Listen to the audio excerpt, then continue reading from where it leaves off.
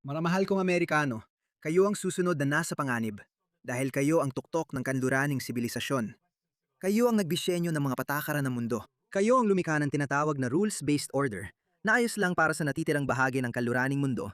Bilang rules-based order na yon ay nakabatay sa mga pagpapahalagang kanluranin. Pero may iba pang mga kultura na hanggang ngayon ay naalala pa ang panahon na sila ang nagtatakda ng rules-based order. Pero hindi na ngayon. Kaya't balak nila sakupin at gawing sunod-sunuran kayo sa kanila. Hindi ko sinasabi yon. Well, sinasabi ko nga pala. Doon umiikot ang buong aktivismo ko. Pero sinasabi rin nila sa inyo yon. Pakinggan ninyo ang Muslim na ito. Well, hindi siya ekstremista. Isa talaga siyang ordinaryong Muslim na napakaraming alam. Ang pangalan niya ay Haj Hassan Nanrajabali. Isa siyang miyembro ng IRDC December mula sa Dearborn, Michigan.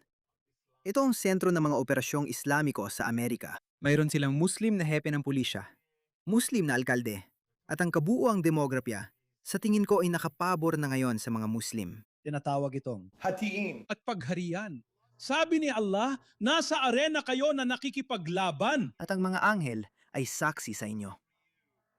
Mapapasa atin ang mundo. Sino mang naghahangad ng kapangyarihan sa mundo ngayon, at ikaw ay may kapangyarihang bumuto, gagawin mong batayan ang imam at sasabihin, gaano kaya kayon ang magiging leader na ito sa aking imam? Sige, kunin mo sa bisa ng batas ng Diyos. Kunin mo ang para sa'yo. Nabubuhay tayo sa isang bansa na pinapayagan tayong kumuha at maari tayong lumaban. Para dito. Mga tanga kayo, hinahayaan ninyo kami. Hinahayaan ninyo kaming gawin ang gusto namin gawin. Yan ang sinabi niya. Yan ang kasasabi lang niya. Sabi niya, Oy, nabubuhay tayo sa isang bansa kung saan pinapayagan tayong humawak ng pampublikong katungkulan, magpakalat ng lason laban sa konstitusyon nito, sa mga tao nito, sa paraan ng pamumuhay nito, sa kultura nito. Kaya kunin mo na. Parang sa kahit anong ibang panahon ng kasaysayan ng tao, kung ginawa nila ito noong mga nakaraang siglo, halimbawa noong ang Imperyong Britanya ang namumuno sa mundo, kung pumunta sila sa London at sinabi ito, siguradong ipapako sila sa krus. Binitay na sana sila, hinila, at pinirapiraso. Siguro hindi na binitay, hinila, at pinirapiraso dahil medyo mas maunlad na ang Victorian England kaysa doon. Pero kalimutan na natin yon. Tingnan mo, ang Amerika, ang pinakatuktok, ang pinakahiyas ng kaluraning sibilisasyon, ay pinapayagan tayong gawin yan. Meron silang mga purple-haired na woke na kaliwang baliw na nagtatanggol sa atin kahit gusto natin silang itapon mula sa bubong. Ginagawa pa rin nila ito. Hindi ako makapaniwala sa swerte ko, kaya gawin na natin. Yan ang sinasabi niya. Para diyan. Bakit hindi pinapatay ang kabilang panig? Kunin mo sa bisa ng batas ng Diyos. Kunin mo ang para sa'yo. Nakatira tayo sa isang bansa na pinapayagan tayong kumuha at pwede nating ipaglaban ito. Bakit hindi pinapatay ang kabilang panig? Bakit hindi sila pinupugutan ng ulo? Kasi nag-invest sila sa agham, teknolohiya at edukasyon. Dumaan sila sa mahigpit na proseso ng pag-unlad ng lipunan. Kayo, mga pastol ng kambing, hindi kayo nag-abala na magbasa ng ibang libro maliban sa mga relihiyosong aklat ninyo. Kaya ganyan. At ito ang dahilan kung bakit napipilitan kayong gumamit ng tago at hindi marangal na paraan ng pagsakop sa kanluran. Hindi ninyo sila kayang harapin sa labanan. Lagi kayong nalilipol tuwing hinaharap ninyo sila sa labanan. Walang kahit isang laban na napanalunan ng Taliban sa Afghanistan, wala ni isa. Lalapit sila, boom! Darating ang helicopter. Boom! Lahat sila sabog. Oo, nanalo kayo sa digmaan dahil nabigo ang Amerika na gawing sibilisado ang mga tao ninyo. Sabi ng Amerika, well, okay, hindi kami tulad ng kolonyal na Britanya. Kailangan din namin bumalik balang araw. Kaya umalis sila at bumalik kayo. Kaya ganon. Diyos ko, bakit natin hinahayaan ito? Darating din yan. Huwag kang mag-alala. Yan ang sinasabi niya. Alam mo, marami ka nang napatay sa mga tao namin. Pero mamamatay ka rin. Papatayin din namin sila.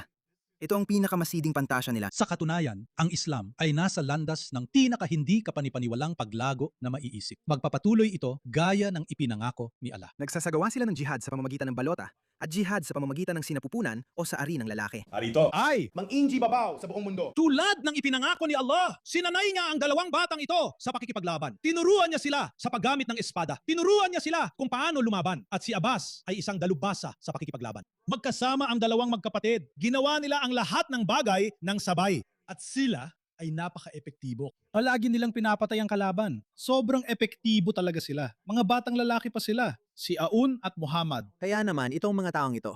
Oo, ang lalaking ito ay galing Dearborn, Michigan. At gaya ng sinabi ko, ang Dearborn ang sentro ng mga operasyong Islamiko sa Amerika. Kaya naman, tingnan mo itong matapang na Amerikanong makabayan na binabanatan ng alkalde ng Dearborn, Michigan. USA. USA. Durugin mo sila. Ngayon, pinapakinggan ko kayong umaakyat dito. Gusto ninyong pag-usapan kung paano kayo tapat at nagsasalita mula sa puso. Wala ni isa sa inyo na umaakyat dito ang nagsasalita ng walang hawak na script. Binabasa nyo bawat salita. Meron kayong alkalde na nagsasabi, sinasabihan ng isang Amerikanong mamamayan na hindi siya welcome sa Dearborn, Michigan kung ayaw niyang tumayo. Tingnan mo. Tingnan mo ang kanyang buwisit na. Mukha. Ipapakita ko sa iyo kung sino siya. Isa siyang ganap na Islamistang jihadista. Ipa-deport siya. Sa pangalan ng kalye, may mga miyembro kayo sa board doon na tumatawa sa mga Amerikanong mamamayan habang nag-aalala sila tungkol sa Sharia law at sa mga Muslim na nagsasabing sasakupin nila ang inyong lungsod. Meron kaming placard na nagsasabing gagawin namin ang mga bagay na ito sa inyong mga babae. At sinasabi namin, ito ay mapayapa. Na kayo ay pumunta rito para bigyan kami ng kapayapaan. Pumunta kayo rito para sakupin kami, para mga krusada na naman ito. Talaga bang iniisip ninyong masasakop ninyo ang bansang ito nang hindi nagpapaputok ng baril? Paano naman ito? Paano kung sabihin ng mga mamamayang Amerikano na hindi ninyo ito gagawin, mananatili kami at lalaban? Sasabihin namin sa inyo ito ng lahat ng tao rito, mga ordinaryong tao, mga makabibliya, mga lola, lahat. Sabihin mo kay Smushman, pagsalakay, hindi yan mangyayari sa Estados Unidos ng Amerika. Hindi habang may mga Kristiyanong mandirigma na nakatayo rito at humaharang sa inyo. At ang mga ATS na mandirigma, mga ATS na katulad ko, ay kasama ninyo, mga kapatid kong Kristiyano. Yun lang ang masasabi ko. Magaling. Pagpalain ka ng Diyos. Pagpalain ka ng Diyos. At tingnan mo ang mukha ng lalaking ito. Tingnan mo ang pagmumukha ng tarantadong ito. Tingnan mo siya. Kung pwede lang, iniisip niya sa isip niya, hintayin mong maipatupad namin ang Sharia. Itatapon kita mula sa bubong. Pero alam mo ba, pinasuko na nilang UK. Sige, walang masamang ibig sabihin sa mga kababayan kong Briton. Hindi ang mga tao sa Britanya ang sumuko. Ang gobyerno ng Britanya ang sumuko. At ang mga makabayan, ang mga tao, ay lumalaban na ngayon. At buo ang tiwala ko sa mga makabayang Briton. Hindi nila hahayaang bumagsak ang kanilang bansa. Pero yung gago na tinitingnan mo, huwag kang maawa sa kanya kung sakali ha. Huwag kang maawa sa kanya. Siya ang gagong yan. Mismong si Patriot ay binanggit pa ang video na ito. Panurin mo ito. Tingnan mo ito. Tingnan mo itong mahinahon at maayos magsalitang tunay na Amerikanong Ginoo. May punto si Propose. At tingnan mo kung paano sumagot sa kanya nitong agresibong jihadi Islamist na si May. Ibig ko sabihin, alam mo, binumba ng Hezbollah ang embahada sa Beirut. At maraming Amerikano ang nadamay. Kaya pakiramdam ko ay hindi talaga ito nararapat. Isa kang Islamophobe. At kahit na nakatira ka dito, gusto kong malaman mo bilang alkalde, hindi ka welcome dito. At sa araw na umalis ka sa lungsod, ay siya ring araw na maglulunsad ako ng parada para ipagdiwang ang pag-alis mo dahil hindi ka naman naniniwala sa mapayapang pakikipamuhay. Sinong hindi naniniwala sa pagkakaisa?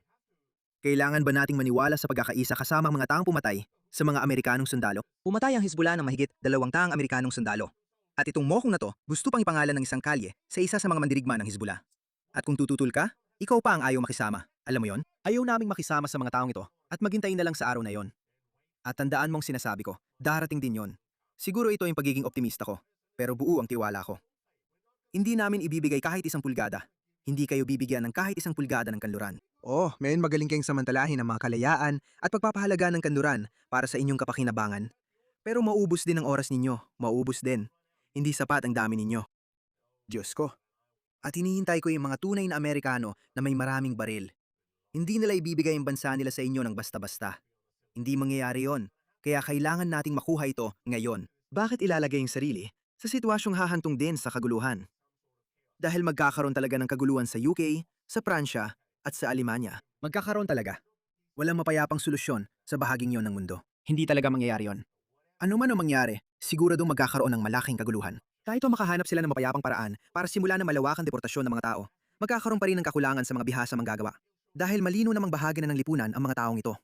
Oo, marami pa rin mga tao na nars, may mga negosyo, at iba pa. Kaya kung huhuliin mo sila at sasabihin, pasensya na, tapos na ang oras mo. Pasensya na, sinabi mo ito. Isipin mo to. Alam mo kung paano sa UK, inaaresto nila ang mga Breton na makabayan kapag may nasabi silang masama sa social media. Isipin mo kung baliktarin natin ang sitwasyon. Kung ikaw ay isang Muslim at sa tingin ko magandang punto ito, sa huli darating din tayo dyan. Hindi pa ngayon pero sa tingin ko, darating din ang panahon na mangyayari yon. Muhammad Abdullah.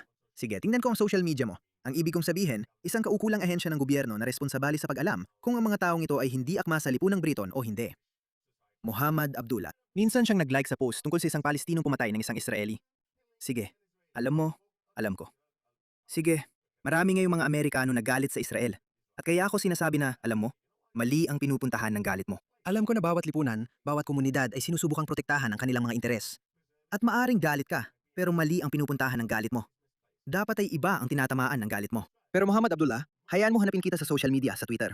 Nagustuhan mo ang pagpatay ng Hezbollah sa mga sundalong Amerikano? Nagustuhan mo o nagluksa ka sa pagkamatay ni Hamid Noy, isang taong nagtangkang patayin ng ating presidente? Kung ganon, pasensya ka na, kailangan mo nang umalis. At kung sinabi ng pamilya, pakiusap, wag ninyong ibalik ang anak ko sa lintik niyang Afghanistan.